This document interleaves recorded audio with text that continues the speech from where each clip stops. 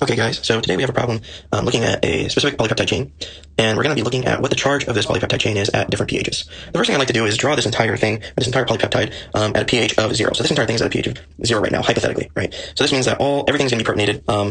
So we have a carboxylic acid here that's protonated with its H here. This histidine right here is protonated, and then we have our N-terminus here that's protonated as well. So everything's protonated. So at a pH of 0, we're going to have a net charge of 2, right? So we start off with a net charge of 2. So I'm just going to put that up here. Let's do pH 0 is equal to 2 plus charge. So now we're going to look at what happens when we increase the pH to 6.0.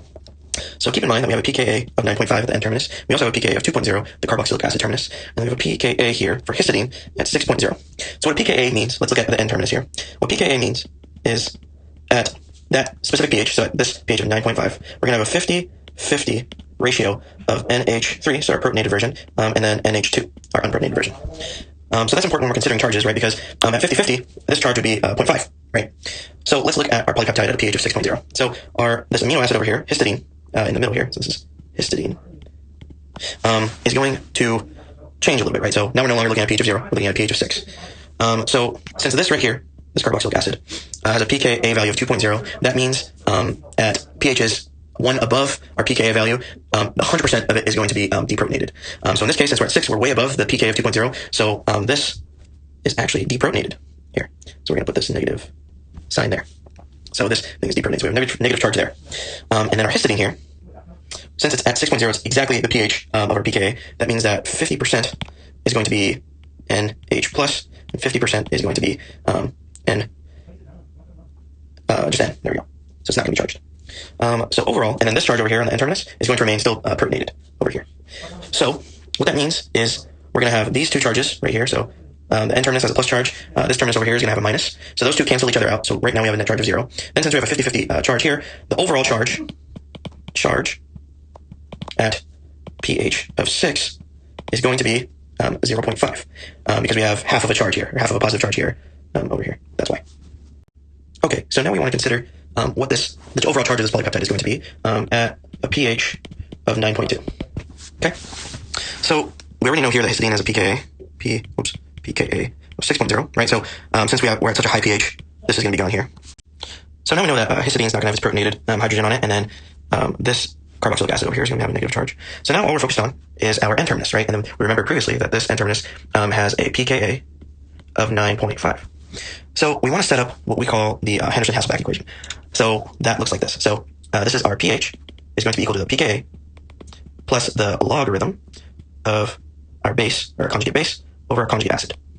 Just like this. So what we're going to do here is we're just going to input everything, kind of do a plug and chug. So our pH is going to be 9.2, and our pKa of our target, or our N-terminus here, is going to be 9.5 plus the log of our conjugate base over our conjugate acid. And then all we need to do is subtract 9.5 from here. So we get negative 0.3 equal to log AHA. And now we just need to do some math. So in order to get rid of this log on this side, we just raise it to this. We need to raise this to the power of 10. So do this. 0.3 is equal to this here, HA. And then let me go ahead and grab a calculator here. All right, so 0.3 is 10. So that gives us 0.501. All right, so then we get 0.501 is equal to AHA. Okay, so now we have to do a couple of math tricks to kind of be able to solve this problem. So we're going to divide this whole entire thing by 1. We can agree that this doesn't change anything, right? The value's still going to be 0.501 after dividing it by 1, right? So when we add these two things together, so we get 1.501, this is the total amount of stuff. This is what my professor calls it, stuff, is equal to 100%. So in order to get one stuff, we're going to divide both sides by this value here. So we're going to get one stuff is equal to, so 100 divided by 1.501. We're going to get 60. We're going to end up with 66% here. So 66.6%. And then if we want to convert that to charge, we're just going to divide the entire thing by 100. We're going to get 0.66 positive. And the reason it's a positive charge is because our one stuff is equal to this one down here. So one stuff is equal to 66% or 0.66. And then we're not done yet. So this is not the charge of the entire thing. This is the charge of this specific draw line here, N-terminus here. So now we need to subtract, or we need to add together everything, right? So we have our plus 0.66 on this side, on the N-terminus. We have a negative 1, remember, because we're past we're way past the pKa of this carboxylic acid at 2.0.